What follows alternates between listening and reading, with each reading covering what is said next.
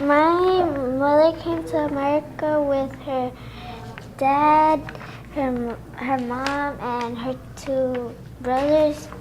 The reason they came was because there was lots of people that would try to steal things from them, and then lots of people would try to rob stores, and it wasn't safe where they were living. So then they had to, and then that's when my grandma decided that he would move to America with my mom.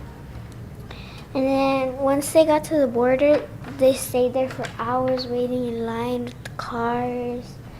And then they came in a really small van that didn't even have AC. And then my mom,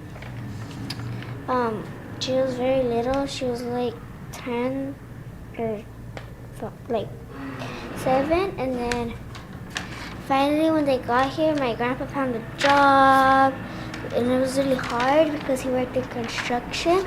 So then my mom had to work to take care of me.